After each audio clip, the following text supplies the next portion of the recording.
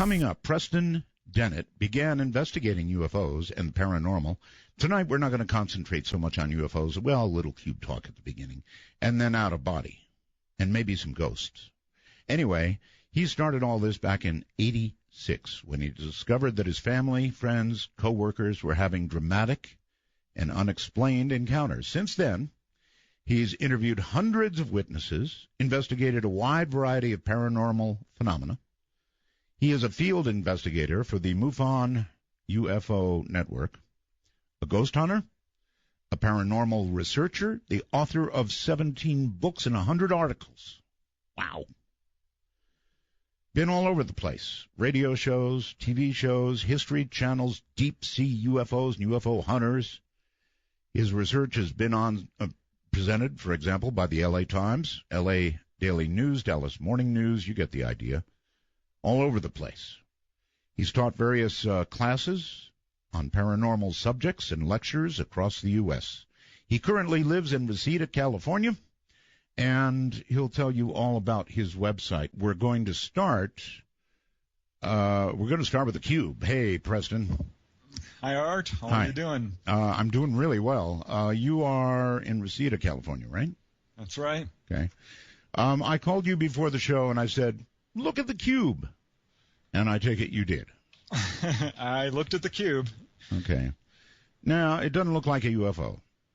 Well, in the strictest sense, I guess it does. It's unidentified and it appears to be flying. Other than that, though, it doesn't match up with the, what most people think it ought to look like, but it's weird. Really weird. Right. No, it's not silver or metallic. It's not saucer-shaped. It's not V-shaped. It's not, spherical. Right. These are the common ones that, I think we hear a lot of. Yes, but, they might not think like us, huh? Well, how could they possibly? I mean, by definition, they are alien. And this is one of the things that's really, I think, kind of frustrating and at the same time interesting about, investigating UFOs is the variety of these craft. Yes, we do get a lot of saucer shapes, but I don't think there's a shape out there that we haven't heard about, whether it's crosses or donut shapes or crescent shapes, or it just goes on. I had one guy tell me, I don't know how to describe the shape. It wasn't octagonal. It had all these different sides that were different lengths. It was very oddly shaped, like a lump. That's how he kind of described it. We seem to want it to be a saucer, Yeah, saucers are nice shapes, definitely. Very convenient, but certainly that's not the only thing people are seeing. I think that came from the early movies, science fiction movies that we had, because they were all saucers. Right, it's interesting because Kenneth Arnold, he didn't actually see saucers, and apparently the Roswell craft wasn't, technically a saucer. There you go. Right, So, you're absolutely right. Okay, well, anyway. I really wanted to call attention to that. I want people to look at it. It is, to me, as much, if not more, of a mystery than, stuff that's like a saucer. Yeah, you know what I like about the photograph actually is you can see this thing before it's fully formed. Oh yes. So it's as if it's interdimensional and coming into our yes. Physical space. That's the other thing. Who says their method of propulsion is remotely like anything we even imagine? It might have just materialized there. Right, but you can see it interacting with the cloud. Yes. It clearly looks like a very large object at quite a distance from the cameras. Yes. It would be hard to fake for sure. It would, and I don't think it was a fake. When people get it from different angles, I suppose it could be a fake craft, as it were, but it's not a fake photograph, that's for sure. Well, I listened to the interview, and you can tell the witnesses are obviously sincere. Yes. And with multiple witnesses, well, right off the bat, there you've got a good case. But it didn't go nuts like most things like that would, and I'm convinced the reason it didn't go nuts, even though it was covered, is because it didn't look right. Right. It's kind of Arthur C. Clarke, 2001, The Monolith. Kind of, maybe it scared people a little bit. Exactly right. I'm getting a little notice of internet connection problem from you. But I don't hear it. You sound great. Yeah, I can hear you fine. Oh, well, so much for you, Skype. All right. Let's move to OBEs, and I really, really love the subject of OBEs, Preston. I only had one in my whole life. It happened when Ramona and I went to Paris, France, and it was amazing, Preston. I had been asleep. I woke up, and it's like somebody snapped a switch. And this is the only way I can describe it. I was in the most joyous, welcoming, amazing place I had ever been. It was absolute pure joy, but it scared the heck out of me, and I snapped right out of it. I was somewhere else. I mean, instantaneously, I was somewhere else. An amazing place of some kind, but boy, did it shock me, Preston. I didn't do any tours. I didn't get to go to some other place on the earth, as people have been described to do with OBEs, but it was incredible. There aren't words. So, no, there really aren't. I know exactly what you're talking about. But we're on a radio show, so we're going to have to find words. So what is an out-of-body experience? Well, the simple definition is an out-of-body experience is when you perceive yourself as being separate from your body. And to elaborate on that a little bit, we all have a dream body, or an astral body, if you will, which is separate from the physical. And in fact, we're kind of projecting down here from the so-called other side into a physical body. So an out-of-body experience is sort of the reverse of that. They call it projection, but in fact, we're going towards, our source. And we not only have... We're going toward our source. What do you mean? We not only have a physical body and an astral body. As we get into this, it gets a little bit more complicated than that. What is the source? Where we come from, God, all that is, the spirit which moves through all things, the universe, the light. It goes by many different names in different cultures, but it's pretty clear when you start doing this stuff that there's something up there. Okay, I'm going to give you a gift that will keep on giving, okay? I'm ready. You mentioned the light, right? Right. Mm-hmm. John Lear is a friend of mine. You know the name, I'm sure, right? Oh, absolutely. Okay, Learjet fame, Daddy. Anyway, I did a very serious interview with John Lear, one in which he said, the most important thing I'm ever going to tell you, Art, or something along those lines, is as follows. When you die, you will have a choice of going to the light or the darkness. Don't go to the light. It's a trick. And I'll leave you with that, Preston, for you to think about that the rest of your life. It's bugged me ever since. I don't know. I've been in the light. I've gone out of my body. I've done all of this. And, so you're here to say the light is the way. It's part of the universe. There's a source there. There's something really wonderful within, the so-called light that near-death experiencers are reporting. Absolutely. So are you sure enough of the goodness of the light to say, John's all wet, go to the light? Go towards the light. Yeah. I think that you're going to be fine. You can, what I would say when you're at that point, make the decision then. This is not something you don't want to do. I mean, if you're uncomfortable with it, see, this has turn away. Driven me nuts ever since. I mean, you make the wrong choice and there's no going back.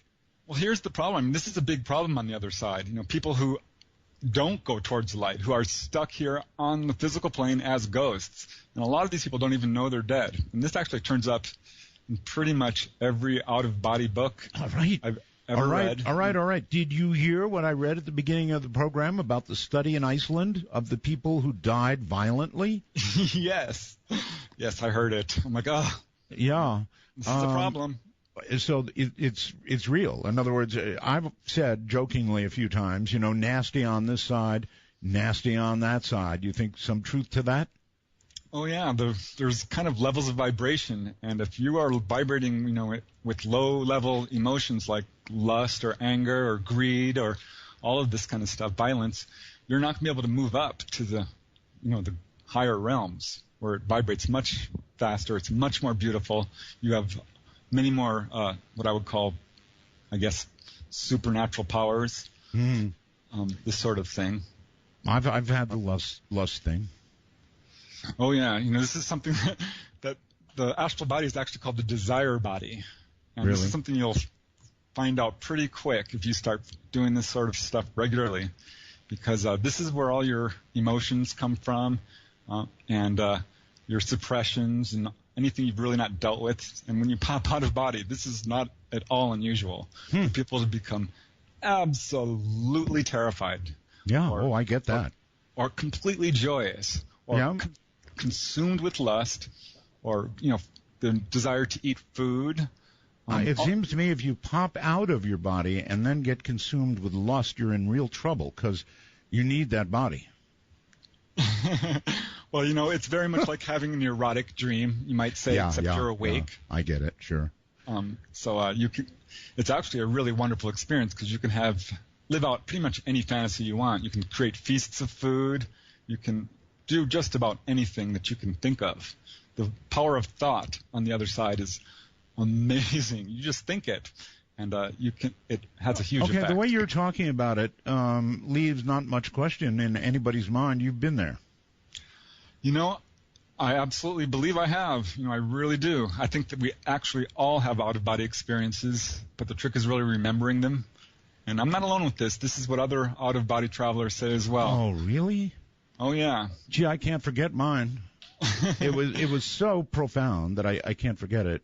There are various tricks, aren't there, to getting out of your body. Let's go there. I have heard it said that, for example, feeling paralyzed and hearing a buzzing sound is very frequently something that precedes a possible OBE. Is it true?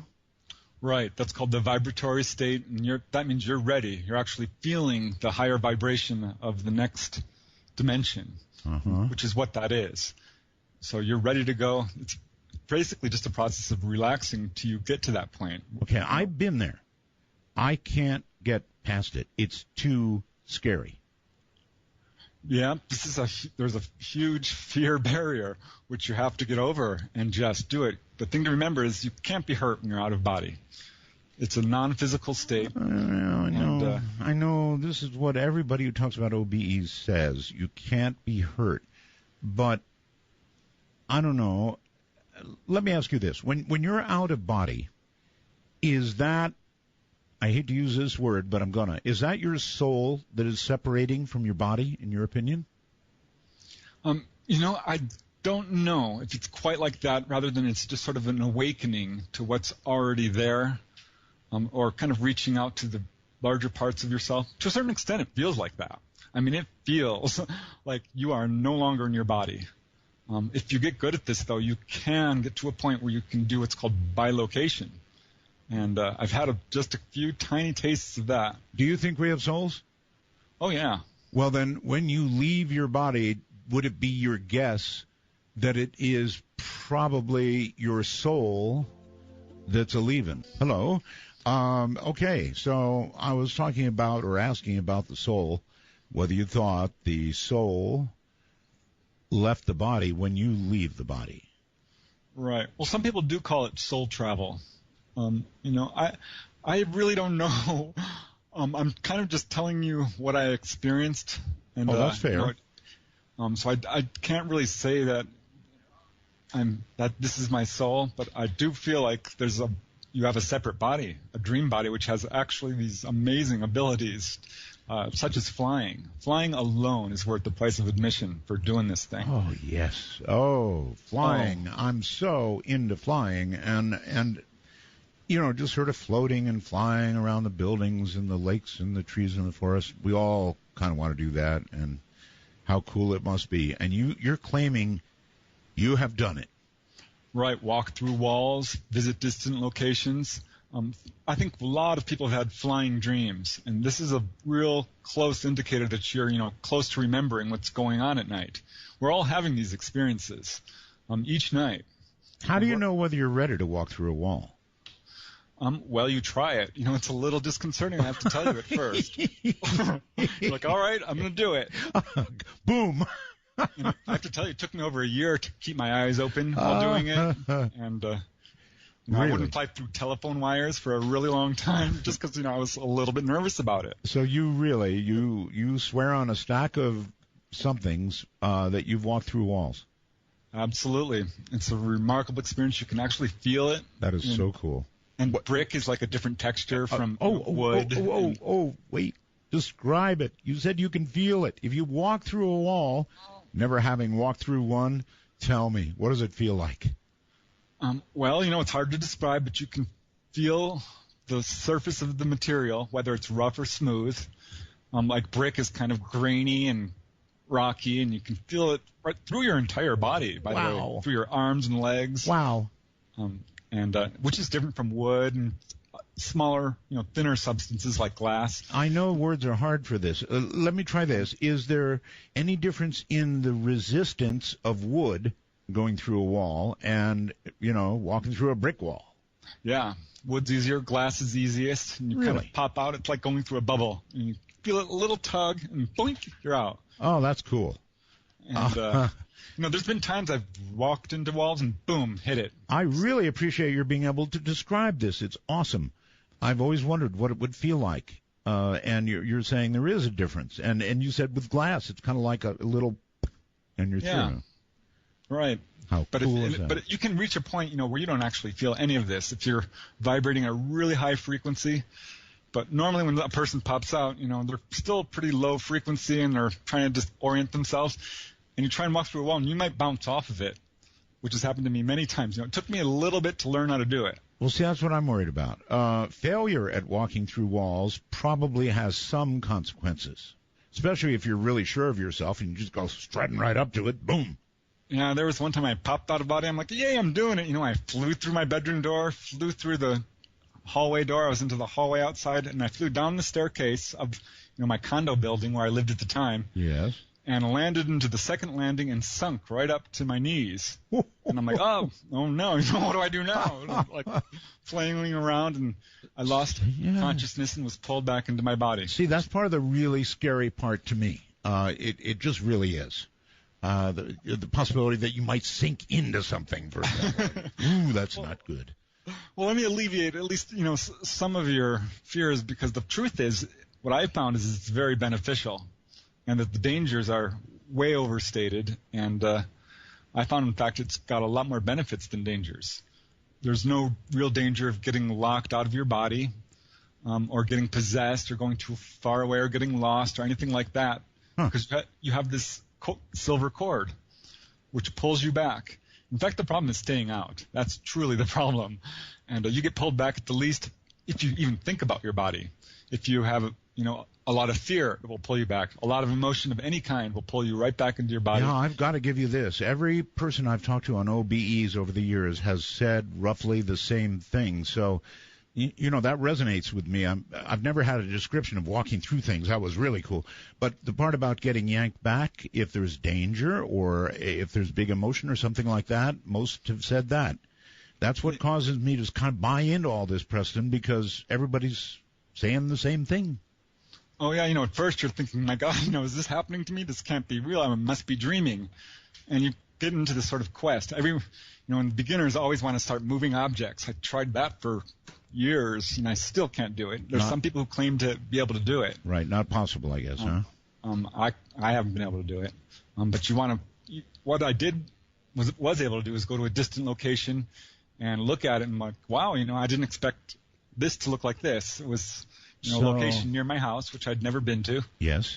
And I'm like, all right, I'm going to go there and see if this is actually true, because what it was the Cement River, which is near my house at the time, and it had dirt banked up on the sides, huge amounts of it. I'm like, there's no way. This is a cement river. There was plants growing and all this stuff. I'm like, I have to go see this. And this is how I got proof that, this is not, the first time I got proof that this is not just a dream. Because it's very, pretty disorienting when you're out of your body and you're walking around. You feel like a ghost. All right, so here's a question for you. If you are out of your body and try to move something, is it just your hand that goes right through it? Right. Or you might think you actually moved it.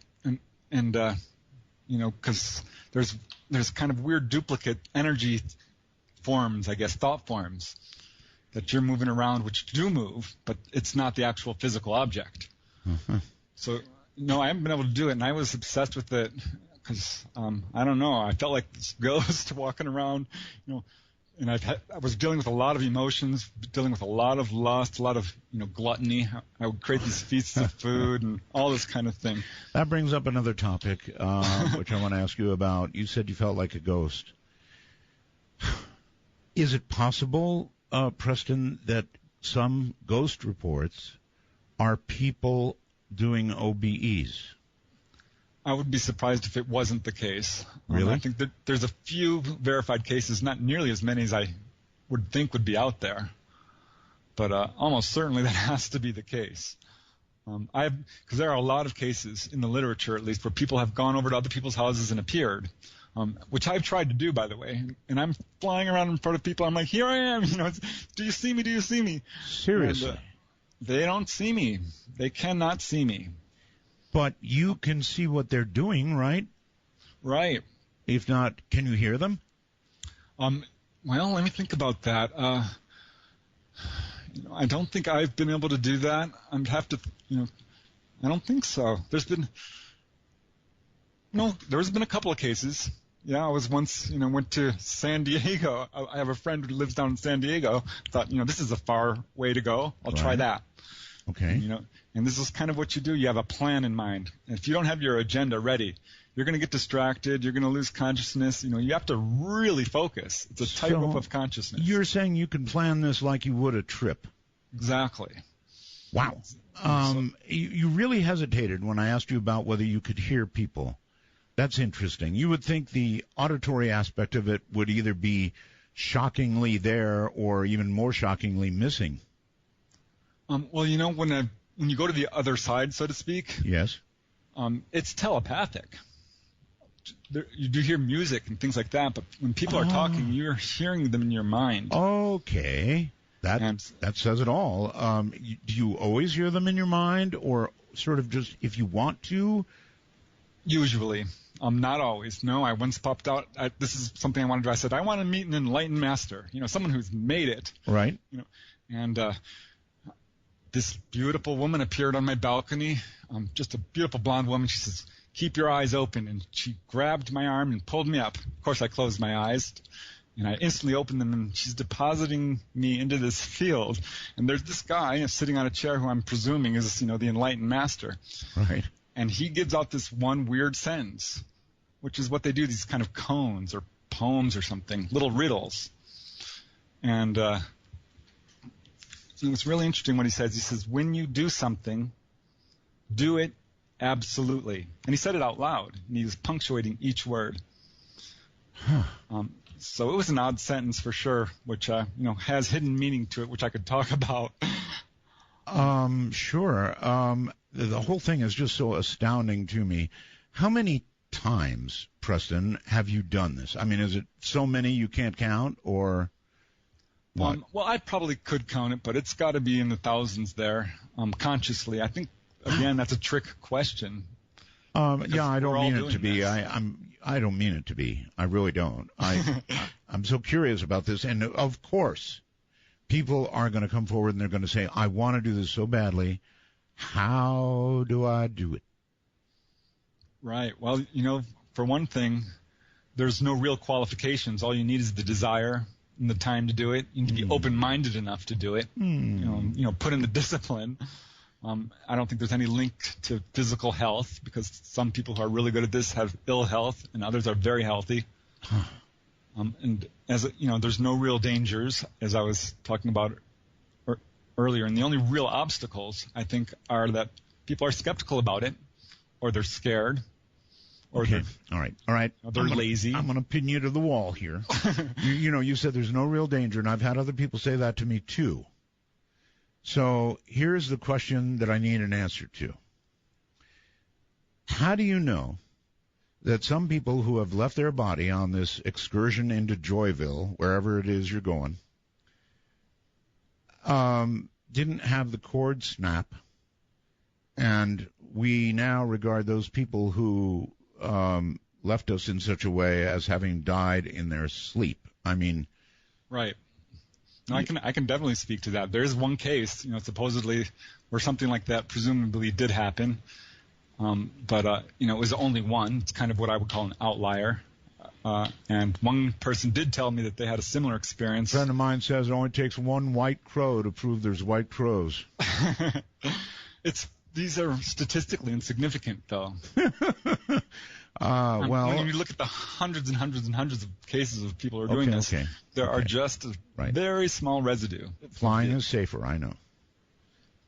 And and anyone can do it. It's absolutely easy to do. All right, let's go back to this one that you know of, this outlier you called it. Right.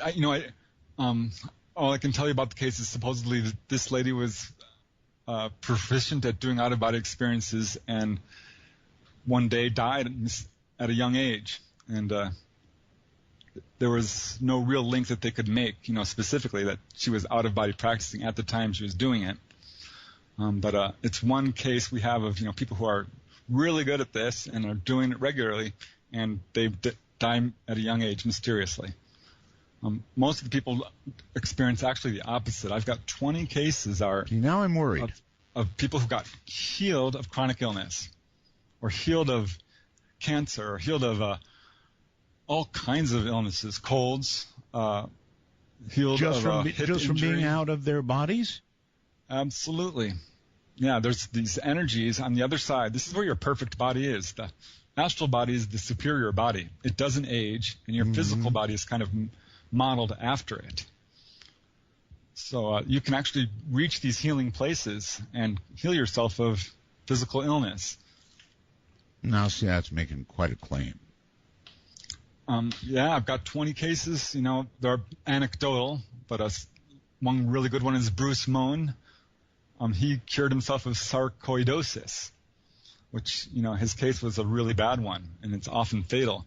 And he was getting worse and worse and was able to go out of body and work on this wound. Better than Obamacare, huh? I recently, tried to go to one of these healing temples and was successful. I couldn't believe it. I was so excited. You're saying there are temples on the other side where you can go to be healed. Right. I'd read about them several times. People have, you hear different kind of explanations and descriptions, I would say. And I'm like, well, this is something I want to do. I'm going to put this on my list. And I did it. I popped out of body and I, made the command, sort of made the intent known. And at that point, you're pulled off through the other side or up into the sky. Really, I was 50 feet up above my house. And then, boom, you go through this weird barrier, I guess you would call it, and you're on the other side. Wow. And it's what I would call the heavenly realms. Honestly, I'm not a very religious man, but this is what it feels like. I mean, I'm not overly religious either, Preston, so I'm with you there. I have hopes, but I have no strong faith, and I wanted to see. I wish I did. I wish I did, and it might well be that seeing what you're describing would absolutely do the trick for me.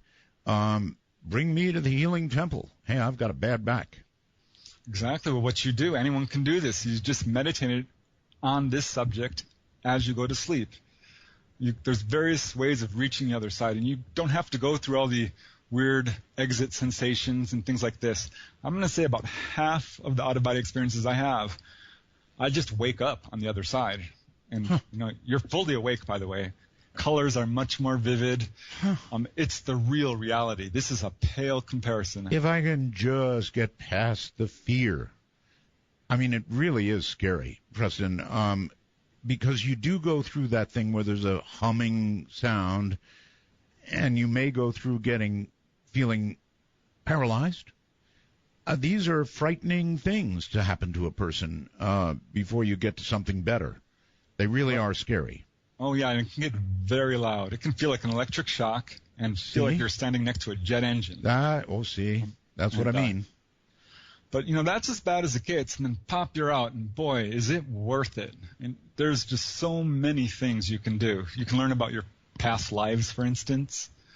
You can visit deceased loved ones. And so, by the way... Slow up. Past lives. My goodness, Preston. So you believe in reincarnation? Well, I think I'm leaning towards it for sure because I have some weird memories flowing through my head, which I can't pinpoint to this life. Okay. And this has kind of always been that way for me. But really, when I started going out of body, I'm like, all right, let's see a past life. And you did? I was able to do it several times. May I inquire what you learned of yourself? I learned that at a lot of them. One life was, as a Native American. It's really interesting because often you're taken to the most traumatic or emotional incident of a lifetime, which is often the death scene. This was one where it wasn't. It was sort of the what would you call it? Come of awakening, where a 17-year-old turns into a man type of ceremony. I would definitely not want to go to my death scene. Yeah, it's scary. Let me tell you, I pulled out from a couple of them. I'm like, no, I'm not doing this. Because, this is something, you learn a lot about yourself. I learned a lot about, my obsessions with ships, for instance. Ships? I've had a lot of lifetimes where I was on, in the Navy or sailing or a pirate even. Wow. A lot of lifetimes where I was a monk, which I found kind of interesting because I'm really not religious, but I'm kind of really into the same sort of thing if you think about it. You're like a travel agent for the other side. Oh, it's amazing. I can't ask people enough to just try this. If you still have fear, here's one really good way of doing it, is you think of someone you love who's already on the other side, and you can create a love bridge. And pretty much everyone has at least one person they know who's, passed away. And what you do is you just concentrate on that person that night and say, I want to see you. Uh-huh. I want you to take me on a tour to the other side. I want to see how it's going. Let's connect. And it will happen. If you might take a couple of meditations, but often it'll happen on the first night if you're really into it. Well, I know a lot of people who have medical problems, take off to Bangkok in Thailand, get them taken care of, come home with extra money. That's one kind of travel for your health, and you're talking about an entirely different one, which is just so much harder for me. I can never get past that buzz. Just never get past it. I've interviewed over the years many, many people about this topic, and Preston, with some exceptions, is telling me exactly what they've told me. I believe that this is the real thing. You really can do it, folks. I know it's scary, and I'm trying to talk you into something that I'm scared to death of myself, so that's probably uncool, but it really is the real thing. You just have to be able to get past this buzzing, get past this perhaps being paralyzed a little bit, and somehow launch yourself. And I guess it's like, Preston, like a learning experience. Once you've been out, second time is easier, third time easier, that kind of thing? Yeah, I would say that that's true. Though there are still times, I'll be like lying down, I'll just go to bed, and suddenly I feel the vibrations. I'm like, whoa, I'm still awake here. And I'm like, and I fly out. I'm like, whoa, and Right. That's happened a couple of times. I do understand. Let's just one last time go back to the dangers, which there are no dangers except for that outlier, which is worrying me a little. So generally, any strong emotion, any fear is a strong emotion, any, anything will yank you back into your body, and you will be awake immediately. Is that correct? Right. And, that, again, the problem is staying out. It's not that there aren't any dangers. You can pop out and there's hostile ghosts.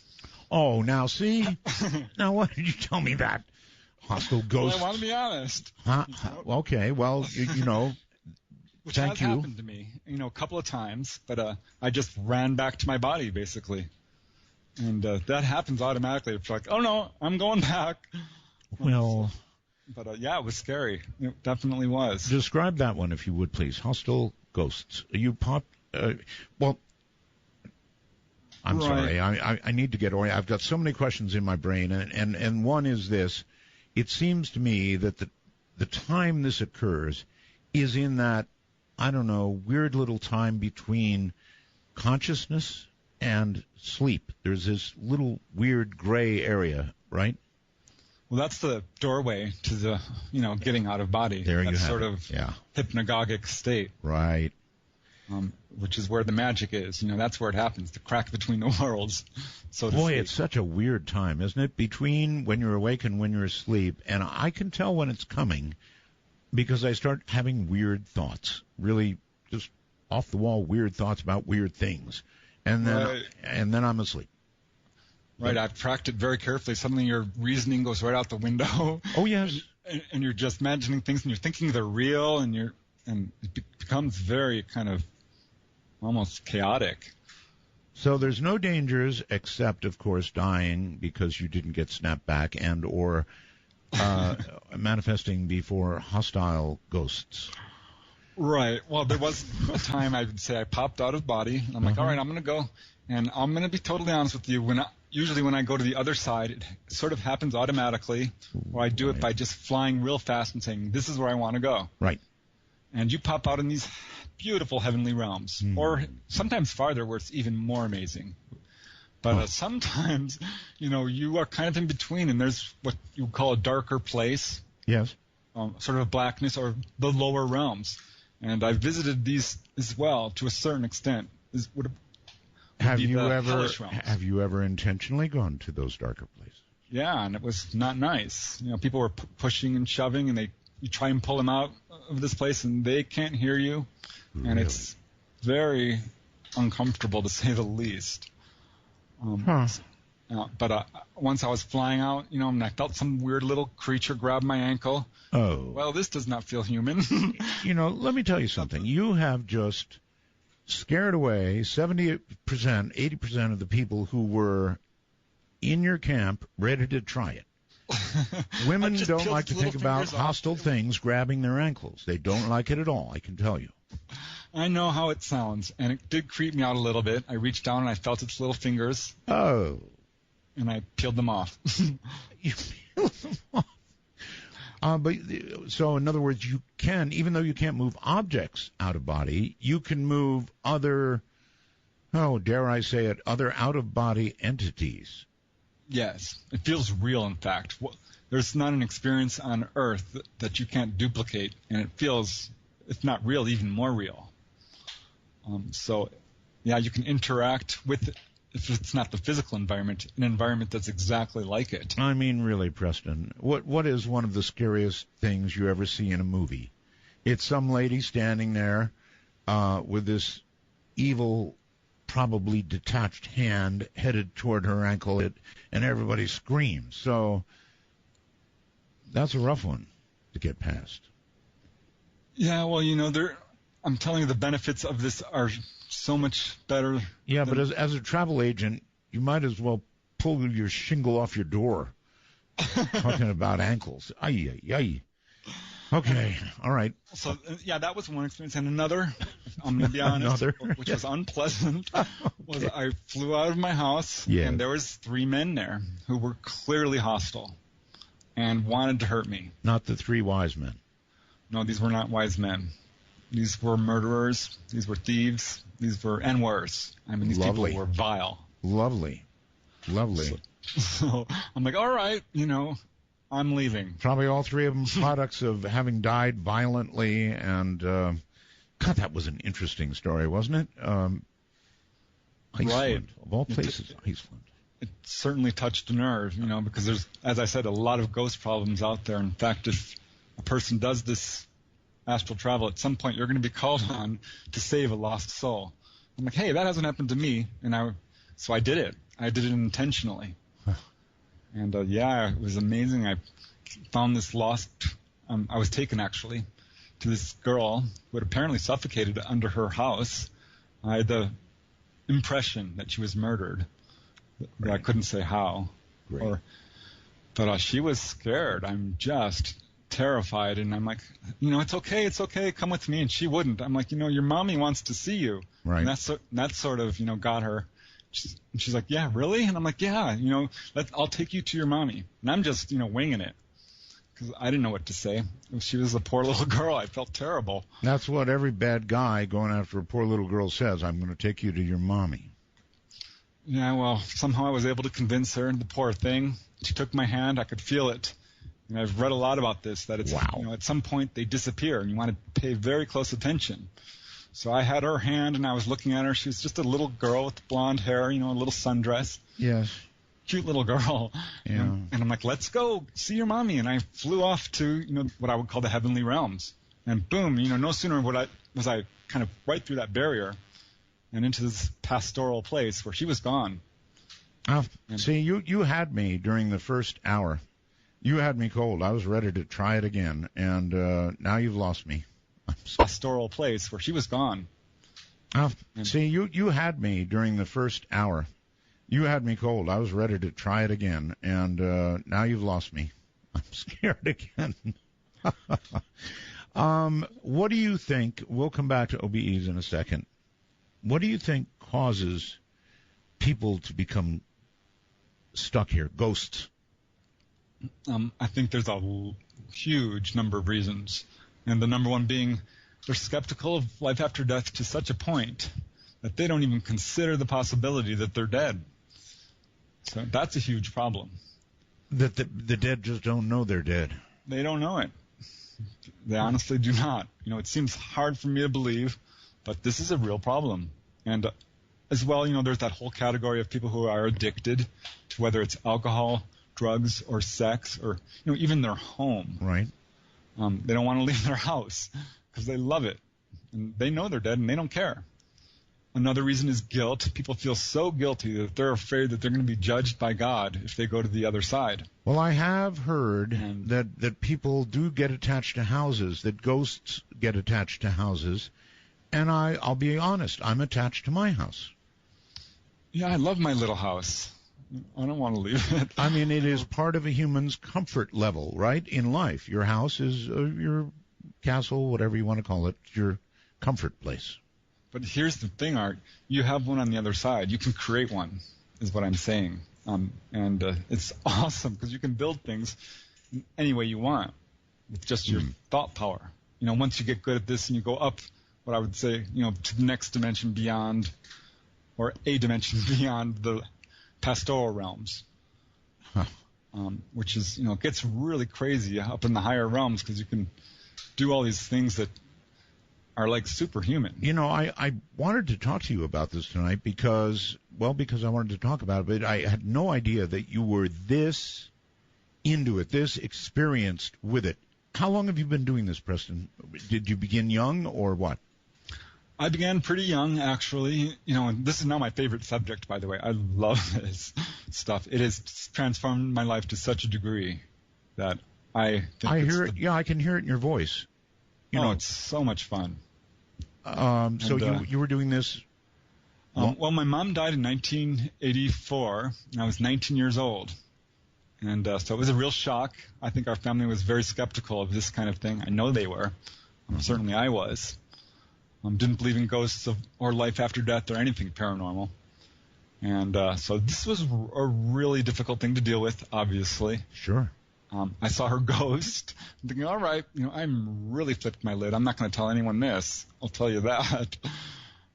Right. I get that too. If you were to describe all this, I think in everyday life, I mean, you and I are on a program right now that talks about this kind of thing. But, if this was unraveling to a stranger in a bar, it'd be a problem. Right. It'd probably not work out real well for you. No, I wasn't happy about it, but I started having dreams about her that were very powerful, and I was convinced she was visiting me, even though I knew it was impossible. So it was very confusing. I picked up some books on dreams, which led to lucid dreaming. Okay, see that causes me to ask a very important question. How do you know, Preston, that these are not just either really good or in some cases really bad dreams? Well, there's two ways. The first way is when you pop out and you turn and you look at your body, you can feel it. It's a kind of revelatory experience, I guess you might say. But I do agree with that. If you look at your own body, if you pop out and you look at your own body, that's big. No question about it. That doesn't seem like a dream. I don't think I've ever seen my own body in a dream. I know I haven't. It looks really weird when you do it, I have to tell you. Sure Like, does. whoa. And, and it's very convincing. Absolutely, unlike, it's you're awake. Is I guess what I'm trying to say. It's, how when you know you're awake, you know you're awake. Yeah, sure. It's like that. So you're like, all right, there's no doubt. I'm sure that all of you can also hear it in his voice. This is real if you've got the guts. And if you do, after hearing all of the, well, call it the downside or the possible dangers, that actually, as a point here in the interview, well, it does say what are the dangers. You did say there are no dangers earlier, right? Right. It depends what your definition of danger is. I don't think there's any danger of death or, like certain things that people really fear. Well, okay, let's try and define danger. Danger might be hand grabbing ankle. Definitely danger. Danger might be 3 murderers staring at you as you pop out. Definite danger. Hand grabbing ankle. Definite danger. Danger might be 3 murderers staring at you as you pop out. Definite danger. Danger might be the line breaks and you can't get back to your body, as in somebody died in their sleep. I can't get past that one, Preston. A lot of people die in their sleep, and how is it that we can know that they are not victims of a snapped cord? Well, we can't. See? I don't know. All I can tell you is that the evidence of people who are doing this regularly are showing a lot of benefits. And the dangers of, getting possessed or getting locked out or all of this is way overblown. I'm not seeing it. Well, I will give you this. It seems to me that that most people have a positive experience. I just always meditated on that. People do die in their sleep, and no, the cord never snaps. Well, not for those who live. Excuse me. So mostly it's a good deal, folks. Give it a try. And so now describe, if you would, Preston, how it actually is done. When you get to that magic little place and you feel yourself slipping towards sleep, and instead of sleeping, you want to leave your body, what's the key? Right. Well, the way to slip to that magical place is you relax to the point where you start to feel one of several sensations. Now, this could be numbness, this could be lightness, or even a feeling of heaviness. You want to get to that place where you don't even know where your arms and legs are. You're lying there in bed like, where are my arms and legs? You want to get really relaxed. Profoundly relaxed. Okay. Sometimes it takes me, 20 minutes. And if you start feeling this vibration, this is excellent news. And yes, it can get very loud. In fact, you can hear all kinds of noises, even swearing and growling, and furniture moving, engine noises, people's voices. You're hearing all this in this middle period? This can happen. It doesn't happen to most people. Normally, they just feel a vibration, and hear a noise. Yeah. And then you pop out, and it's very disorienting because you have not done this before, and it's difficult to see. See, that's why I think a lot of people pop out and then pop back in immediately because they had the you-know-what scared out of them. That's what I did. Yeah, I'm like, all right, this is going to be fun. I'm going to do the exercises. And I did the exercises. I started to have lucid dreams. One day I popped out. I'm like, oh, this is not good news. I've just died. What have I done? I bet a lot of people think that. And I looked at my body. I'm like, well, this is awful. I'm like, oh, this is not good news. I've just died. What have I done? I bet a lot of people think that. And I looked at my body. I'm like, well, this is awful. I feel really bad. And I dived back into it, and I woke up instantly, and I thought, oh, my God, I just did it. And I was super excited. Huh. Without danger, without apparent danger in that. So you've done this so many times that you've had these occasional, very occasional, what would you say, 1% negative? Yeah, that sounds about right. Maybe even a little less. There was one time I did come up to this giant wall, and I couldn't break through it. And finally, I was able to break through it. So that was a little disconcerting, but I just broke through it. You know? Yeah, you're supposed to be able to go through anything, sort of. Yeah, this was a barrier between the dimensions. Wow. All right, and you also say, or you pose a question about the deceased. You're suggesting that you can visit with those who have passed.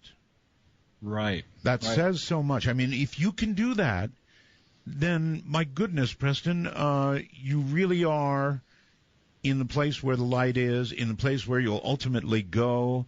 Otherwise, how can you see those who have passed?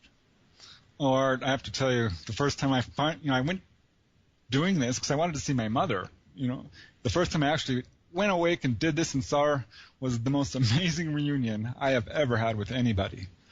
Now I've done this several times.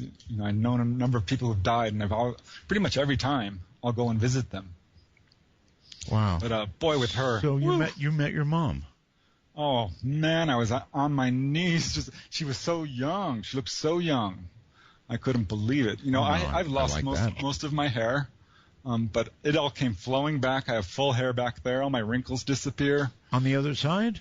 Oh yeah, it's great. Sounds good right away. Get your hair back? It's amazing. And my mom looks amazing. I'm like, Mom! And, just the reunion was unbelievable. So you recognized her as Mom, even though she was younger and more vibrant? Wow. In fact, when you're out of body, sometimes there's these things called projections. You're making these things around you, your thoughts. And you're like, is this even a real person? Okay, you have to be a little bit careful. There's a very good point. Do you think, Preston, it's possible that the living human mind is creating these? Do you think, Preston, it's possible that the living human mind is creating these? What's the right word for it? Star Trek had a word for it, I think. Materializations, or no. These worlds. I mean, I guess the question is it possible it's just your own human mind in some sort of mode to create a hologram? Well, to a certain extent, yes, because the universe is composed of our thoughts. And that's what it comes down to. This physical world is actually a projection. Right. You have thoughts of your mom, right, when she was young? Or not? Oh, yeah. Yeah, absolutely.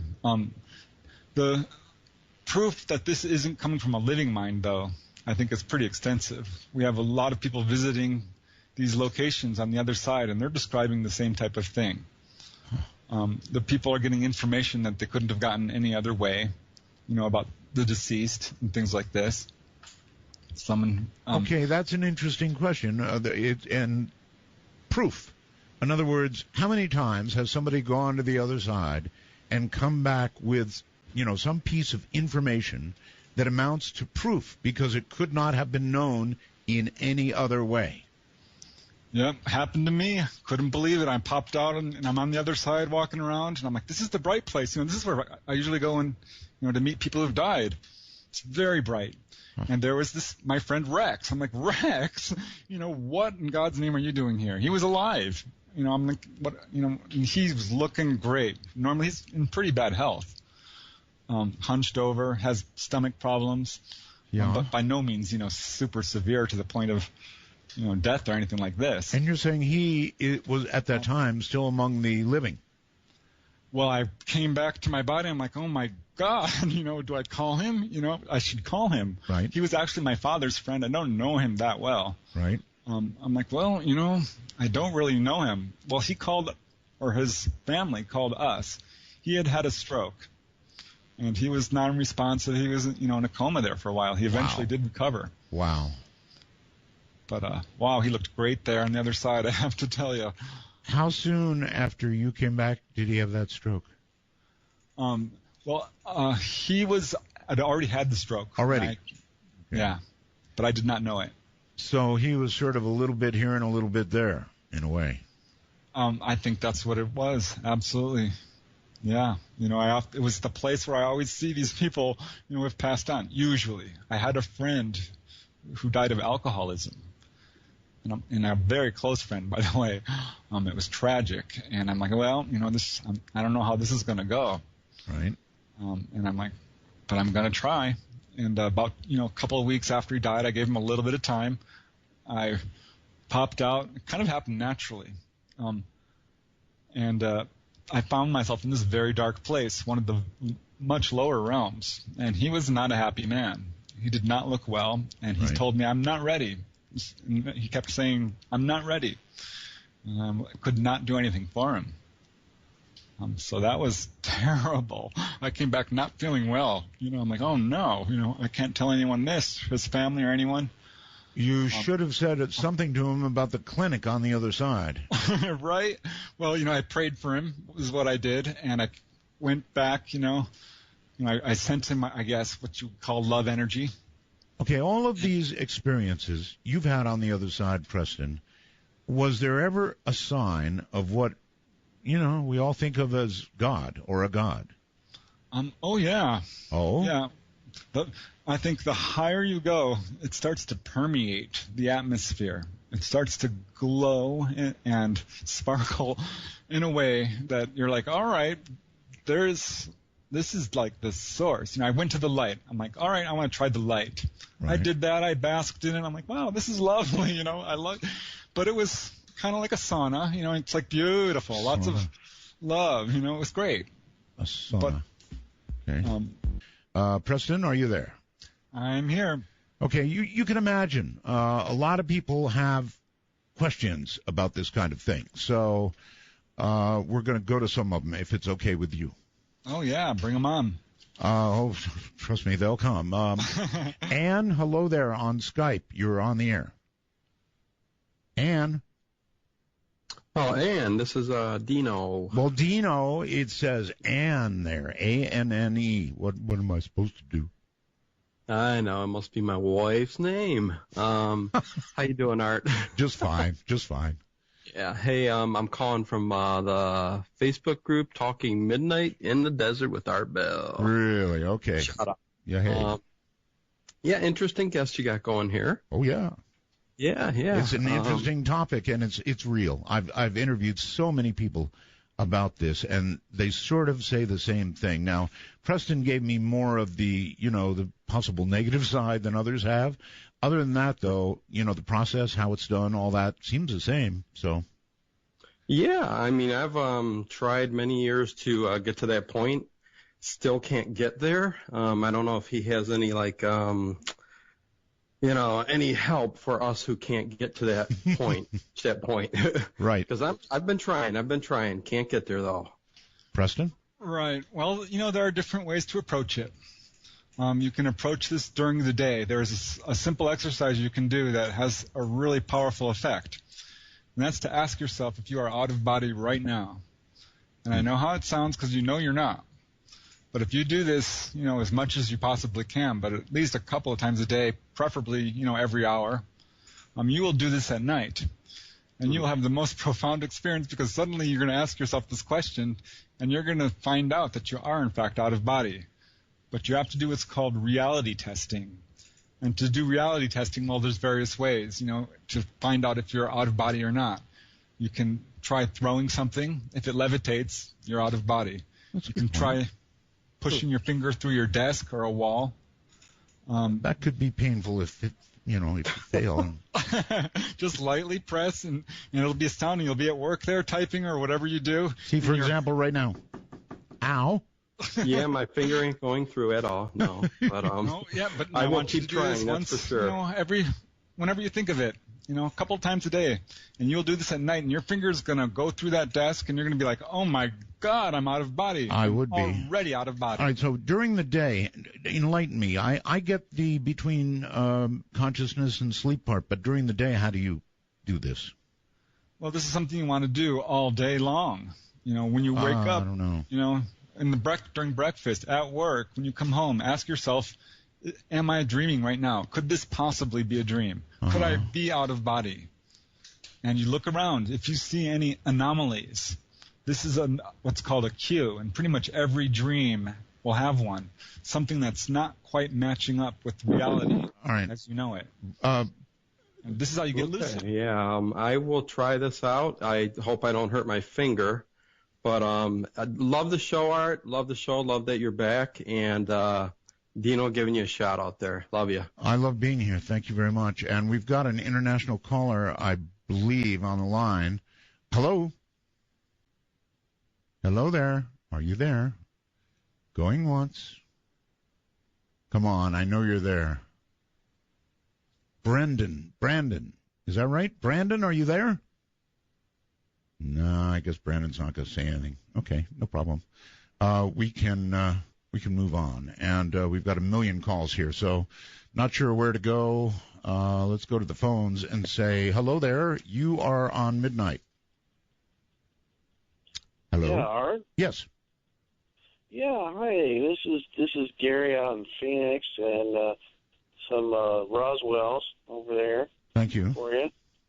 Yeah, this is one of my favorite subjects. I was back in I've had like 4 out-of-body experiences. The first one was back in 1996 or 97, and I was having that sleep paralysis thing with the vibration, and I was always be terrified. It happened periodically throughout my life, and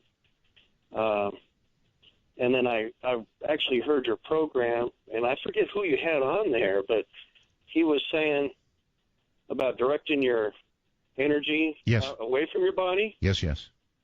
Yeah, and so I did it, and it worked. I wasn't very successful, but I ended up right by the doorknob. It was like I was trying to go out the front door, but I was hovering right above the doorknob.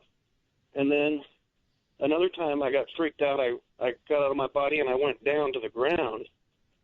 And so I was looking up and I could see my hand out the edge of my bed, and it freaked me out. I just popped back in my body. But right. See, anything that freaks you out, I guess, brings you back, according to Preston. Right. Yeah. Right. That's absolutely what happens. Yeah. There's all different kinds of ways of getting out of your body. The best way is to do visualizations of some kind, and usually something involving movement, like being on a swing set, maybe, or the bow of a boat going up and down, or pretending that you're running down a pathway. There's various things like this, spinning in a circle. All of these will spin you right out of your body, and it's a very easy way to do it. Okay, those are actually pretty good tips. I appreciate it. Thank you very much. And here is Triana, I think. You never know whose name is on the Skype. It could be somebody else. But it says Triana. Hello. Hi, Art. This is Trina in Chattanooga, Tennessee. Trina, okay. You're really loud, Trina, so just back away a little bit. Okay, is that better? It is. So much better, yes. Okay, great. Roswell's. Thank you. I just wanted to call in and make a comment. I got a little bit spooked a few minutes ago. Your guest was talking about something reaching out and grabbing his leg. I knew it. See, I knew that. Yeah. I'm beginning to wonder if your guest was there in my experience, because I experienced that exact same thing. Oh, Preston, did you grab her ankle? The funny thing about it is I was in a room where there were lots of like little baby gray hands. Ooh. They covered the room. The entire room was covered with these little hands. But one huge gray hand came out from the middle and grabbed my leg. But I was paralyzed. Yeah, for sure. So I couldn't get away from it. Uh-huh. And it was the scariest thing I have ever experienced in my life. Okay, Triana, did it snap you back to your body? It did. It did. I did wake up, but I could still feel the hand on my leg. Oh, God. Well. That was the scariest part about it. Yeah. Preston, something like that could scare you so much that you would never, ever try it again. Yes? Yeah, that's true. I think, but if you read the books about it, you'll see that there's some amazing things that this can do for you, and there are ways to protect yourself. You can do white light meditations, and as you get good at this sort of thing is not a problem at all. You automatically pop out into the very high realms. Giant gray hands, they're a problem for me, and obviously for Deanna. Are you, Deanna, are you going to try it again, hon, or are you finished? No. Well, see, actually, I didn't try it the first time. It just happened to me. Oh. I just went to that weird place, and it was like, I don't know, it wasn't a dream. It was that state that you talk about where you're in between being asleep and being awake. Right. I wasn't trying to do it. It just happened. But I would certainly never try it now that has happened to me. So even after all the encouraging things, the very encouraging things that Preston has said about this, it's a big no. As of right now, it is a big no. If I were to have a positive experience without trying it, then I may go forward with trying it more often in the future. But after this, I would never just go for it and try it. I get it. I would love to have the experiences that some of these other people have had, where you go and you see friends and family and loved ones. Mm-hmm. But after this, I just don't know if I could go there. Okay. I so get it, Trina. Thank you very, very much. Thank you so much for taking my call, Art. Oh, and you're very really welcome. glad that you're back. Do it again. Call again. Thank you. So, Preston, there you go. She got scared so profoundly. Yeah, well, the thing is, this is something that I would encourage everyone to do because sooner or later we are going to die. And it gives us a huge leg up. Yeah, but this is like practice. It absolutely is. And you can grow spiritually leaps and bounds by doing this kind of stuff. Not to mention the clinic. And here's another thing that we haven't even talked about.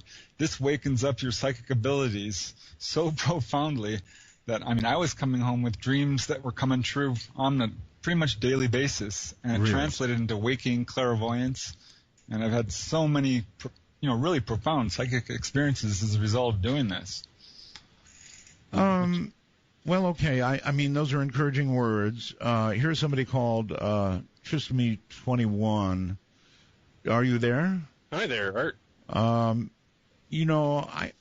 I get to see your picture, Yeah, it's a little offensive. Sorry about that. Well, yeah, it's two fingers up in the air. Both trying to send me a message there. I almost didn't answer you because of that. I'm sorry. Yeah, that's an old picture.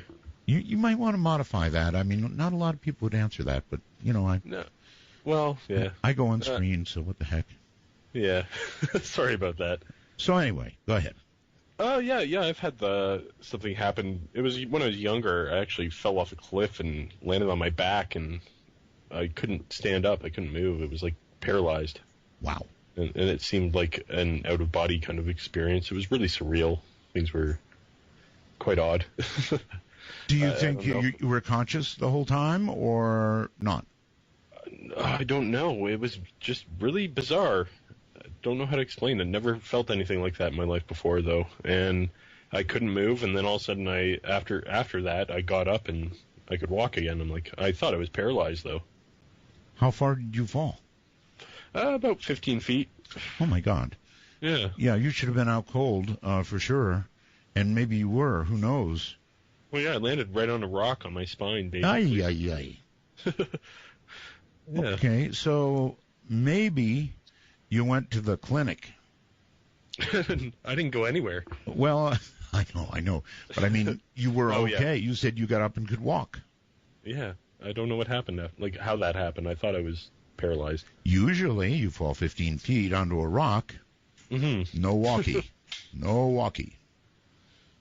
You don't walk on it, so... Well, what's interesting about that is that's getting the wind knocked out of you to the point where it's actually knocking you right out of your body, partially. And this is actually pretty commonly reported in falls. Really? People will find themselves standing next to their body for a brief second. And then slip back in or feel kind of dissociated. They might see glows or just have difficulty, just like you're describing, actually. Exactly what's different. Do you see any kind of light or darkness or anything weird? Things seemed kind of lighter. It was a long time ago, but yeah. Still amazing. Yeah, I just can't even really describe it. All right, well, close enough. 15 feet onto a rock. My God. Yeah. Change the picture, trust me. Well, I'm lucky. Yeah, I can walk. Right. Like I said, change the picture. Yes, I will. I'll call you again soon, and please do. I'll have yes. a different one. Yeah, yes. I'll have a nice one. Something nice. Yes, that'd be nice. Most people, believe me, would not have answered that in a million years. Let's go to the phone. So many people. Spokane, Washington. You're on the air. Good evening. Preston is listening. How you doing, Art? Okay, sir. Goodness gracious, on here. Hey, I was just going to say I've had several experiences out of body, and I've been doing it quite a few times, and then all of a sudden I hit this wall, literally, and wasn't unable to do it again. It always seemed like it was my escape. You mean, okay, we don't have a great connection. You're saying you hit a wall, literally. Literally. There was this house. I'd always go to this house when there was trouble, when I was projecting myself to access my way back into my body. And I would always end up crawling through this or that way, and I would open the door and go through. Well, I opened the door, and it's bricked up, and I have never been able to do it again since. Okay, well, you know, Preston says that you can go through walls, right?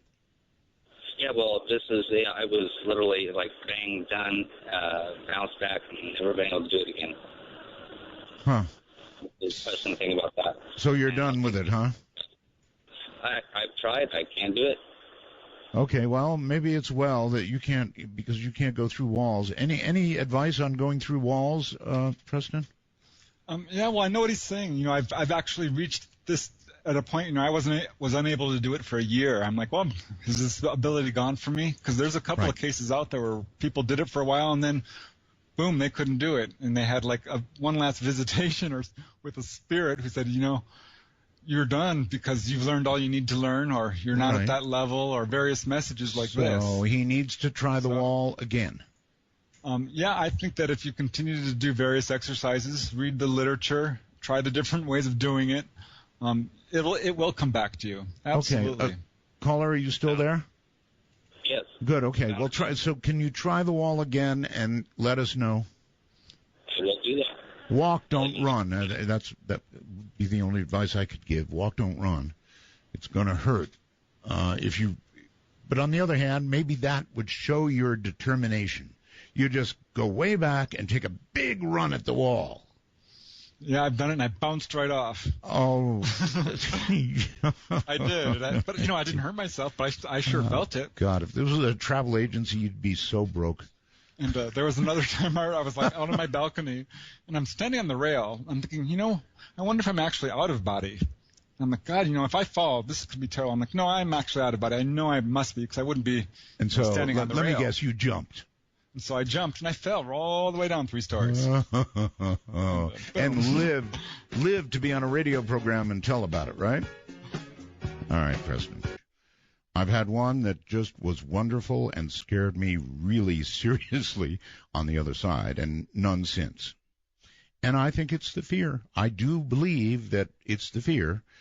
And Preston may have helped you tonight, but on the other hand, he may not have. Some scary stuff, actually. Preston, you're back, and I think somebody's with you on the international line named Luke. Luke, are you there? That's right. I am, actually, yeah. Good. I'm glad you're there, Luke. Where are you, by the way? I'm from Australia. I'm actually about 100 k's away from Melbourne in Geelong. Down under. Yeah. I've been listening to you for many years now, and this is actually the first time I've been able to listen to you live, and it's just incredible. I thought, what the heck, I'll try and see if I can call up and, you know. Yeah, it's live. That's right. It's live worldwide, and it's just that Australia Japan, the Southeast Asian areas are all sort of at a good time for the show. And a lot of people, I think, don't realize it is live, but it is right now. No, it's fantastic. Would I be able to shout out my father? He's turning 70 today. So I'm going to take him out a little bit later tonight. But oh, that's really a big birthday. I know, I just had one. Yeah. I wanted to call up. I don't know that I have a similar sort of experience as the other listeners. Maybe you've got but maybe you've got a question about it.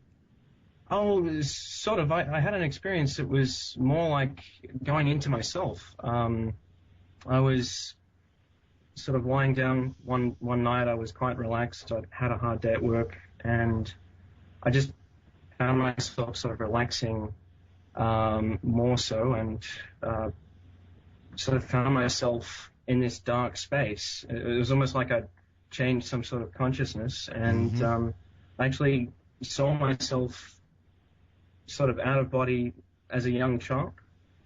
And I was working through a lot of things at the time. I had a lot of things that happened. So wait a minute, let me get it straight. You exited your body, and you were your young self.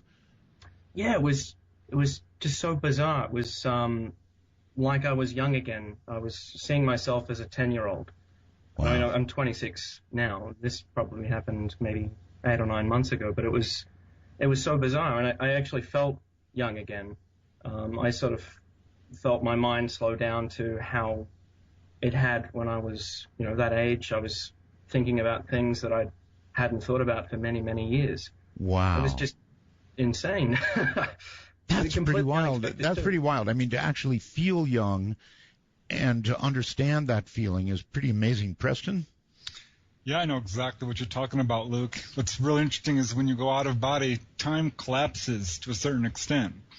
In fact, the farther you go, you can effectively travel in time. And sometimes when you pop out of body, you go to the past. You can go to your childhood or connect with that, or even the future for that matter. I get what you're talking about. I think it's so cool. I mean, just to feel that young again, to remember what it felt like. That'd be awesome. Yeah, it was fantastic. I mean, I suppose that was something I've been sort of processing, I guess, a little bit as well, and maybe subconsciously it came on. I'm not really sure. It was just really bizarre. I've had a few other times when I've sort of felt myself going back into that sort of place, but the age difference wasn't there. But it always seems like I'm going in on myself, not traveling out elsewhere. I unfortunately didn't catch the first half of the program, but it sort of sounded like you were talking a lot about almost like astral travel. Yes. Is that right? Trust me on this. It's worth joining, becoming a time traveler, and downloading it. It's really a fascinating program all the way around. And what you just said is fascinating, too, and especially calling all the way from Australia. Thank you so much. No worries. Thank you so much, Art. All right. Take care. That's really neat. I mean, can you remember what you felt like at 10? Well, not as well as I would like, but you can connect with it through the out-of-body thing for sure. Yeah, to have that fresh again would be awesome. Yeah, you know what's amazing? Because on the other side, you can travel in an instant. There's no such thing as rate or distance, really. So if you take that equation, that we have rate times time equals distance, it collapses time. So this is kind of why we have precognition when we come back from these experiences. Or you can travel to the past and, see this thinking of the Titanic or what have you. Okay, Preston, I had one precognitive experience, but I don't think it had anything to do with astral travel or being out of my body. On the other hand, what do I know? Maybe it did. But I remember being awake, moving from place to place when I had this experience. So no, I think I was awake. I don't think I was astrally traveling. But your point is good. Test it, is what you say, right? Right. Well, what I'm saying is if you do this astral travel, be prepared to have a lot of psychic experiences because it activates, I guess you would call them your chakras. And you'll feel it. I mean, you will physically feel this stuff when you have, premonition. For example, I mean, I had a really powerful one. I had this vision. I was going to the ATM to get some money, Yes. And I had this vision that there was this gangster-looking guy there, dressed in leather, whipping his hair around. I'm like, God, that's weird. Yes, it is. And got, drive up, it's still a mile away. Got there, and there he was. Got chills down my spine, just like I saw. I'm like, I'm not going near that thing. Okay, so in other words, it was a precognitive warning. Exactly. I've had a number of those. And you start to learn stuff about people that, you can, to a certain extent, read people a lot better than you normally could. Wow. All right, Wallaceburg, it's midnight. You're on the air. Hello. Wherever Wallaceburg is on the phone. Hello? Oh, yes. Hello, Art. How are you doing? It's an honor to be part of your show. I have a question for your guest there. Sure. I guess I've lucid dreamed lately, but this one time, I'm sorry, I'm a little nervous. Relax. Just take a deep breath. Yeah. You're just talking. Sure. This one time I awoke, and I was laying in bed, and I saw the back of my body leaving the bedroom, or getting out of bed, and walking towards the bedroom door. Wow. And I thought it was so odd, obviously, to see myself walking away. So it's like a reverse out of the body or something. So I was wondering if he has ever experienced anything like that, or what it would mean, if it has any meaning. That is so opposite. Preston, he sees himself walking away. How could that be? Yeah, that has happened to me. Not quite in exactly that way, but that's called bilocation. And what's happening is you're conscious in either your body or your astral body. And if you're good at it, you can do both. There was one time where I was out there flying, I don't know where in God's name I was, but far away. And at the same time, I started to become aware of my bedroom. And mind you, I'm lying there with my eyes closed. But I'm like, I think I'm awake. So I opened one eye. And I'm like, yep, I'm awake. At the same time, I'm out there astral traveling. So to a certain extent, this is called bilocation. People are able to do it to the extent, that they can sit down and be physically in another place. So this caller could probably switch positions. If he was really good at it, he could jump to the astral body that was leaving and be in that one. Right. That's what I would recommend. Concentrate on that one and see if you can transfer your awareness to it. You should be able to. What do you think? You want to give it a try? Well, it just happened. I never meant for it to happen or anything. So, and this is probably a couple of years ago now. So, sure, if it ever happens again, I would perhaps try that. But yeah. All right. Well, good luck with it, and I hope it works. Whew. This is a lot to take in. It really is. Let's go to Nick on Skype. Hi, Nick. Hello. Hello. Can you hear me? Oh, sure. Just fine. Hey, Art, long-time listener. I'm glad you're back. Thank you. Real quick, I just had a question for Mr. Preston. Has he ever confused, or I don't know how to put it another way, out-of-body experiences with lucid dreaming? Because I know that as a kid, I used to practice lucid dreaming a lot. Went on message boards reading about lucid dreaming, and I feel like a lot of what he's saying reminds me of lucid dreaming. That makes sense. Preston? Right. Well, most people who look into this agree that they're connected. There's no doubt. I think personally that a lucid dream is when you're projecting the reality around you. But the problem is you can be out of body in one of the higher dimensions and be doing this. So the definitions blur. It's hard to say where the line is between the two, but you can project out of a lucid dream into the physical world. Well, because I have felt the whole out-of-body experience thing. One time I was asleep on a couch and I was in a strange place, and all of a sudden I was half awake, half asleep, and I felt like there was someone sitting on my chest. A scary voice kind of came into my head, and I sort of saw myself in the room. But that only happened one time. But I've had lucid dreamings happen. I've had lucid dreams a lot more than that. and I felt like there was a distinct difference between those two things. You don't think there's a distinct, difference between the two? Well, there's sort of gradations, I would say. It's very hard to divide them apart because some people feel that the lucid dream is superior to the normal out-of-body experience. I think they're separate. There are certain levels to dreaming. In the very beginning, you have dreams, which are just the things you did throughout the day, the movies you saw. Then you move up to a psychological level of dreaming where you're dealing with your fears and desires. And then you bring in lucid dreaming, and you can deal with those in a conscious way. But at some point, you don't dream like a normal person. You're awake all night and never actually fall asleep.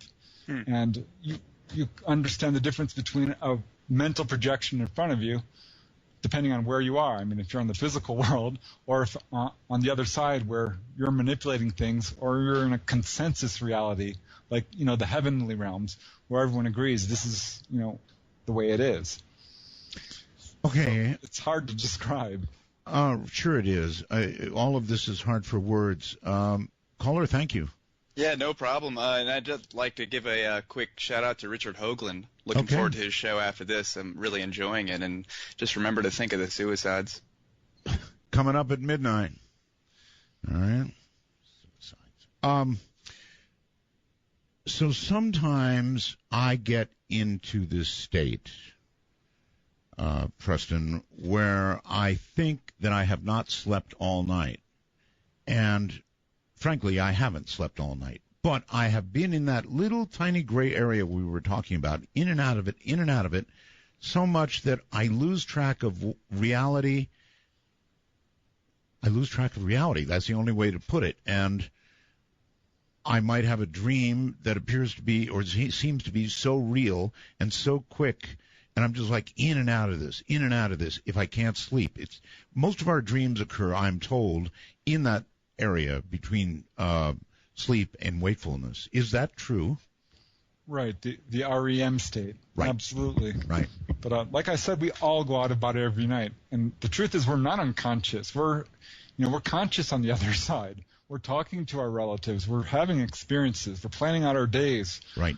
And then we catch snippets of this as we go down in a gradation to the physical world. There's been times when I've been so far up there that I had to stop at each level and write this down in a dream diary, take that one down a level, and write that down, and so on until I'm finally like, am I really awake now? So I guess it's pretty common stuff. And so here is one for you, Preston. This comes from Joe, and he says, can OBEs allow you to travel to different points in time as well? Time. Yes. I mean, that's what the one caller said, right? He was 10. Right. It's really startling when it first happens. You're like, what's going on? But, you can travel to the past or the future. I think the future is a little bit harder because you get, probable realities, and you're not sure if these things are going to happen or not. But you can try to travel to the past. I tried to see the Titanic, but I was not successful. Really? Yeah. I figured. So you can travel to important times in history. People have been successful at doing this. It's sort of a psychic, investigations. Sort of time travel, actually. Right. Absolutely. We have the ability to do this. Time is not what we think it is. It's on the physical plane, at least, it's a fault of perception. The truth is, time is simultaneous. All right, all the way across the country. Florida, DeLand, Florida, I think. You're on the air. Hey, Art. Hey, caller. Yeah. I have you to thank for all my out-of-body experiences I've had over the years. Really? You heard some of my old shows on them? Oh, your first show I listened to was the night Chuck Harder, you were talking about Chuck Harder was missing. I don't know if you remember that. Oh, man, that was a long time ago. Sure, I remember. It was a long time ago. But my father had passed away, and my mother was an invalid. And my sister lived with her, and she used to go to work really early in the morning, and I used to get up and drive over to my mother's, and what I found out was it was interrupted sleep was causing it, but you had Albert Taylor on one night. That's right. And he was describing it, and I had the vibration thing a couple of times, and you feel like you're going to die. I mean, it's a frightening thing. I'm laughing, but it is frightening. Yeah, but what I was wanting to say to you is, when you get to that point, that's as scary as it gets. Once you just are there, you just get out of bed real quick, roll out, and you'll be standing there, and it's really cool. But there's some things that I've noticed. I've had a lot of them, and there's certain things that I've read a lot of different books on it too because of it, and I've made some little bullet points. I've seen these guys. They look like monks with the hoods, like Grim Reapers without the sickle. I went to talk to one of them, and he just turned into like a stone pillar. Really? See, that's not necessarily encouraging. That's not an ankle grab, but that's, No, but I've had the grabbing and stuff. That's, yeah, I've had that laying in bed, and I've had a lot of these things, but there's certain things, like I've never seen the silver cord, really. One time I thought maybe, but for the most part, no. Well, it's a good question, Preston. Do people see that cord? Do they actually see it? I never did. I looked for and finally I'm like, you know what? I'm going to see it, and I finally did. I was going to say, otherwise, how do you know it's there?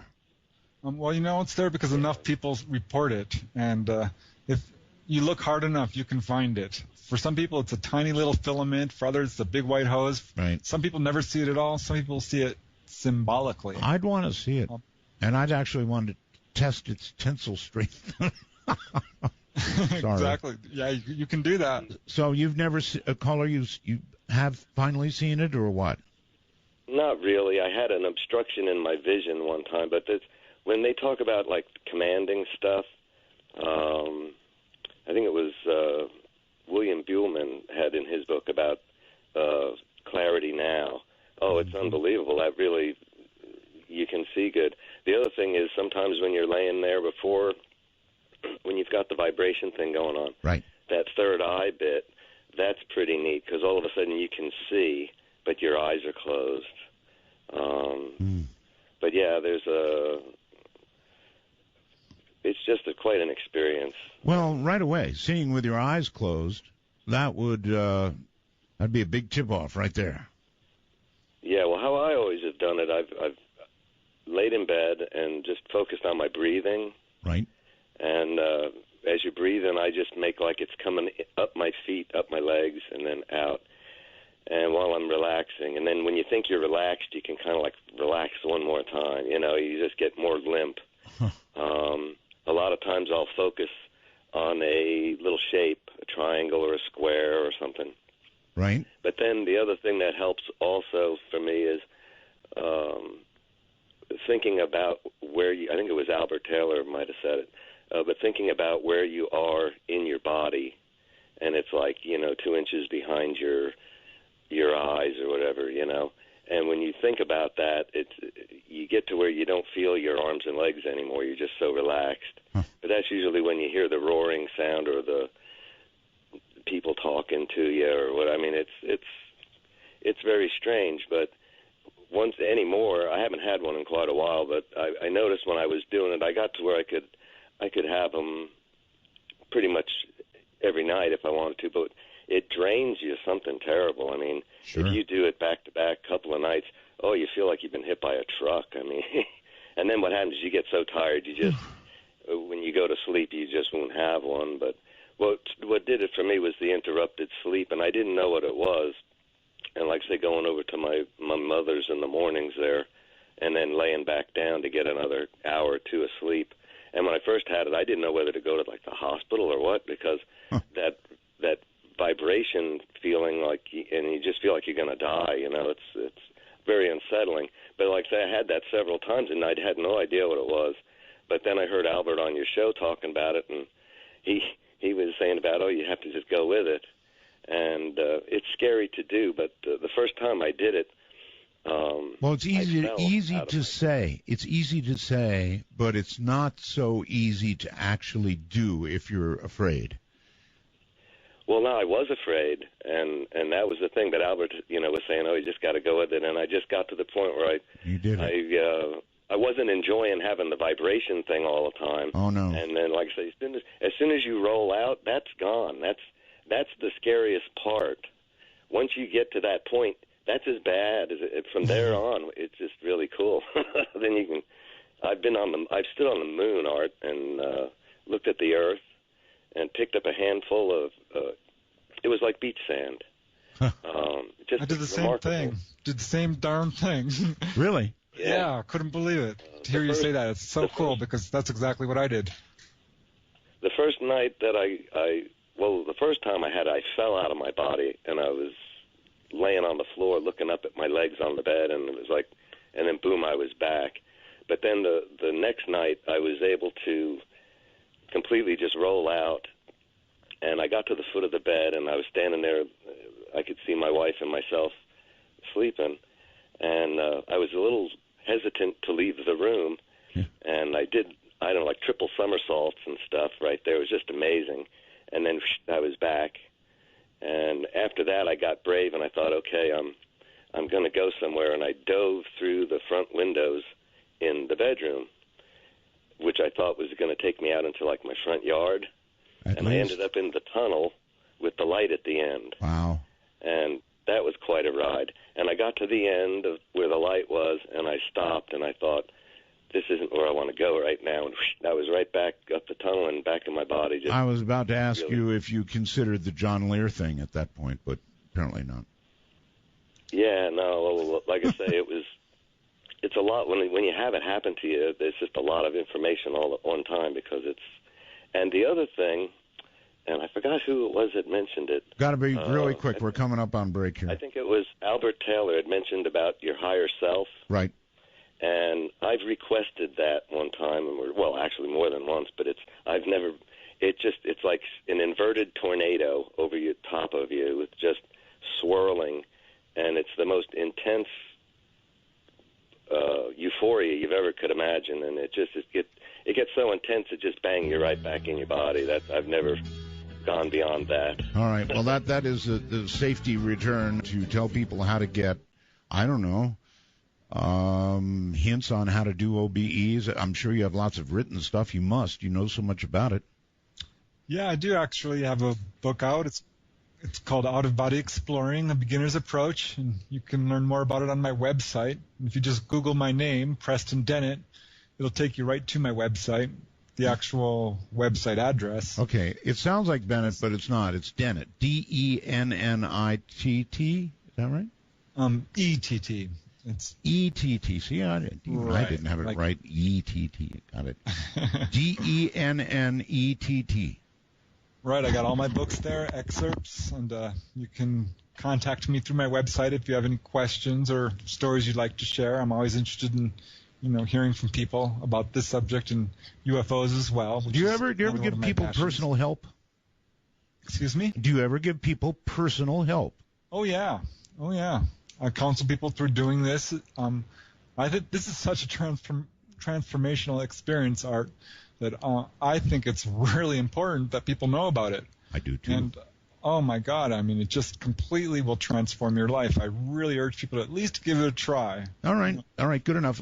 Donald, your turn. Hi, Art. Roswell's. Thank you. To both of you, actually. I was going to ask your guest how he feels about deja vu in relation to OBEs. Yeah, well, deja vu is a very interesting thing because I used to get it a lot, and it started to increase really profoundly when I was doing out-of-body travels. And what I found was I would have deja vu, and suddenly I would remember having this experience before to the point where I could actually predict it. I could predict the person's conversation, what was going to be on the radio, who was coming in at work, and things like this. And I realized that these were memories of, the travels I had done the previous day. So scarcely a day went by where I wasn't having, some sort of deja vu. Oh, wow. Do you think it's possible to transfer your soul, possibly, using OBEs? Wow. to transfer your soul into another vessel. Yeah. This is talked about all the time, and it's also one of the concerns, by the way, Preston, what this caller brought up, and that is, let me take it from here, Donald, that while you're out of your body becomes occupied by some sort of entity that may or may not be friendly. Let's just leave it there. Right. Well, it hasn't been my experience that that's true. What's the real case is when you're doing this work, you almost always have a guide with you, even if you don't perceive them. I felt like I was on my own, and I really still feel like that most of the time, because if I have a guide, they rarely show themselves. They have, but it's my understanding they are there. And I have not found that to be a problem, even though I've done this many, many times, and I can't find any good evidence that this has ever really occurred. And as far as inhabiting someone else, well, to a certain extent, you can perceive other people's thoughts. Well, that's not the same as inhabiting another person. No, you can't. I mean, to kick them out of their own body or another person's body. Well, you mentioned you can't move things, that your hand just goes right through it, or that you can walk through walls. So presumably, you could walk into a person. Right. Well, you can walk. Yeah, I've had people walk through me, standing in front of them, and it's very disconcerting. You're like, oh. Right. Disconcerting puts it mildly. You can't stick inside them. You can't. Okay. I haven't tried it. But it's not something I would. Give it a shot. Let us know how it comes out for you. Well, I'm willing to give it a try, but it's not something. I don't want to take someone over. I'm sort of messing with you here. Yeah, that was the obvious question. Is it possible to essentially take someone over? And you think can influence people. Oh. You can, because all our thoughts are not necessarily our own. We're picking up on, this sort of telepathy, even if we don't know it. To a certain extent, some of our thoughts are influences from our spirit guides. Have you ever influenced somebody? And in what way? No. I have tried. I'm like, I'm here. I've talked to people on the other side, my brothers and sisters who are alive, and tried to get them to remember what they were doing, and they could not. It's very much about memory, this whole astral travel thing. It's about awareness. It's about intent. Right. And, focus, these sorts of things. Okay, let's go to Edmonton, Alberta. You're on the air. Hello, sir. Art Bell. Hi. Hello. It's wonderful to hear you. Thank you. Welcome back from everybody. I'm sure you're sorely missed. And I'm actually shocked to be on the air right now, but I got to talk about this. Now, it was years ago when I was listening to your show, and that's the reason I have a name for what happened to me. Okay. I had an OBE, I guess what you're talking about. I was in college, and I was going through a pretty tough time. I really wasn't ready for the experience, and I had I guess what you'd say is a peak experience where I was doing a drawing, and it was art school. I was doing a drawing in the studio. It was late at night, and I guess I kind of felt like I had a pillar of light coming from the heaven. Felt like I was really connected to everything. But then I had an anxiety attack, I guess. So went home that night, and my dad picked me up from the hospital. And mind you, no drugs here. I'm not a drug user. No, but drugs is a very good question. We'll ask that. Yeah, nothing like that, Art. Even back in my college days, I was a pretty straight guy. Now, what happened is I went to sleep and had the sleep paralysis. And shortly thereafter, I saw the roof of my bedroom, the stucco on the roof, and it looked like the room was bathed in a kind of like a street lamp light. Now, I missed the earlier part of the conversation, but I don't know if that's common. Now, Preston, is there anything common about that?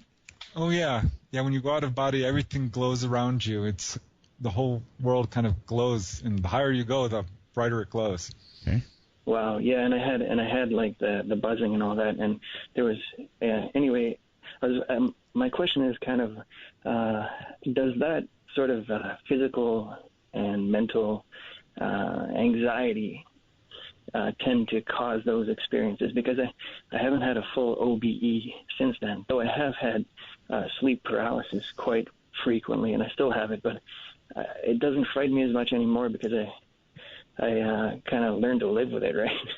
It used to terrify me. Now it doesn't so much, but I wonder if you could tell me about that.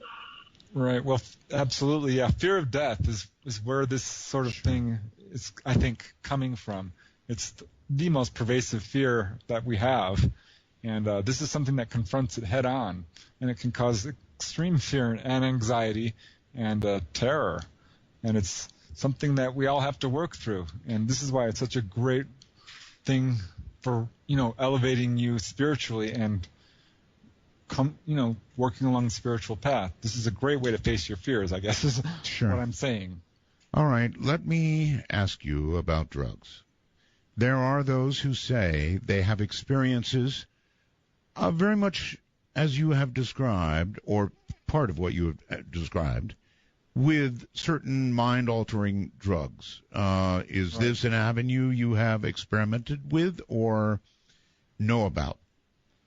I have not experimented with it. I haven't taken hallucinogens or any of these so-called, drugs, which do apparently have an effect like this. And I do know of a couple of cases, at least, where people have had drug overdoses. And some of those people definitely go all the way to the light. They do, and they don't always come back, but some do come back with these profound out-of-body experiences that they've had. So it's possible to do it through the influence of drugs or as a result of drugs. It's not something I would recommend. Okay. There are various ways of doing this. People, do what you would call diet purification things. You don't have to stop eating meat.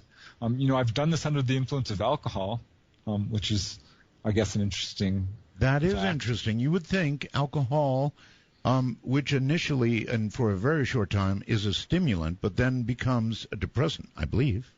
It's much harder to do. I've noticed that. It's easier to do all this stuff if you're clear-headed, if you're not an angry person, if you don't have things you've procrastinated. Right. All these problems. But if you can work through all this sort of baggage within your personality. Got it. All right. It makes it a lot easier. All right. Let's go to Andy and whoever's with Andy in the background. Hi, Andy. Hello, Art. Yes, it's my baby's awake and my wife. That's who you've been hearing in the background. That's all right. Where are you? I'm actually in San Diego County, California. Okay. Well, on the air you are. Yes, actually, I don't know how much time you allow per caller, but this subject really speaks to me. It's something that I've experienced my whole life, really. Just to give you a little bit of background on me, I was born and raised in Haiti, so English is really my third language, I would say. Okay. And growing up, I've always had this experience of being outside of my body, to the point where, as a child, I thought that was normal to leave your body and have different experiences at night. My goodness. So it was so common that to you it was normal. Yes, to me, I thought it was something that everybody had experienced, to the point where I tried it in real life, per se, and during my dreams, I would fly all the time, and I tried that while I was awake, and I hurt my knees as a child. Really? Yes, I tried to fly in the hallway in my house, and I landed on my knees, and I hurt myself pretty badly. To me, that's how real it felt, to the point where I tried to replicate it when I was awake. So you were fully awake when you did the bad deed to your knees? Yes, I was about maybe 10 or 11 years old, and I tried pretty good to question. do it. Let me ask Preston about that. Preston, if you can't distinguish between when you're out and when you're in, then you could do something really awful like that, right? Well, it's interesting you bring this up, because there's a number of cases where people have tried to fly as kids and they were successful. I wrote a book called Human Levitation, and it recounts a dozen cases like that, and 300 plus cases across the world. Oh, we could do a whole show on that. I've been wanting to fly all my life. we can physically do that. This is something we can do on the other side, and sometimes the abilities from the other side translate here. Yeah. But if you get it wrong, the knees hurt. If you get it wrong, you hurt your knees, right, caller? Right. Yes, honestly, it felt real to me. It felt like I could do it at the moment, and when I did try it, it didn't end up really well for me. Well, but okay, so there you go. In the guest. I'm sorry, I messed you up there. Repeat what you just said. Yes, one thing I wanted to ask your guest, Sure. Mr. Art Bell, is that sleep paralysis is something that I've experienced all my life, along with all these wonderful experiences. Right. And just to give you a little bit more about myself, I am currently an active duty member of the United States Marine Corps. Okay. And one time I was on the range in one Marine Corps base. I won't say which one, not to give myself away, but I was sleeping there at night, and I had the sleep paralysis experience, and again, I felt the dark presence that most people feel when they are in sleep paralysis, but this time it didn't really go away after a while like it usually does. It persisted over the night, and I felt that presence over and over again, and I was very distressed. Every time I woke up, I was paralyzed, and I felt that dark presence around me. And I felt like at one point there was a very good presence around me that came in order to help me get through that. And it showed itself to me in the form of a man. Would this be the guide, Preston? That's what I wanted to know. Would that be the spirit guide or the guardian angel or the higher self or whatever anybody would call it that came to me to help me through that tough time? Yeah, that very may well be. It sounds like it. The thing is, when you do these experiences, you start to increase your perception. You start to be able to see ghosts. And yes, I have been able to see ghosts or spirits my whole life, and it became common to me after a while. So yeah, you have to deal with that. You can sense bad energies, you can sense good energies, and it's a completely different world that we're dealing with here. But my question was that it gave me a name. This is the first time that it's that anything I've seen in that weird state that I was in. Caller, I'm going to have to go. We're so short on time. I want to say hello to Brenda very quickly. Hi, Brenda. Hello, Brenda. Going once. Hello. Hello. It says Brenda. Is that you? Hello. I repeat, hello. Hello. Hello. Yes, hello. I hear an Australian accent. Speak. Not Australian. Oh, where are you? New Zealand? New Zealand, I shouldn't say close enough. It's a different country. Okay, we have only got a moment, so if you have a question, lay it on us. Just a wonderful program tonight. Well, that is so very kind of you to say. Thank you, and I will end it there. And once again, since we're about at the end of the show, give us your website, ways to learn more, because that's what people want. Right. If you want to go to my website, just Google my name, Preston Dennett. The actual website is prestondennett.weebly.com. But yeah, if you just Google my name, I've got all my books up on my website. Right. 16 or 17 of them, and a bunch of other stuff, excerpts, and I'd love to hear from people who've had this experience or want to learn how to do it, because definitely it's easy to do. You just have to take the effort and do it.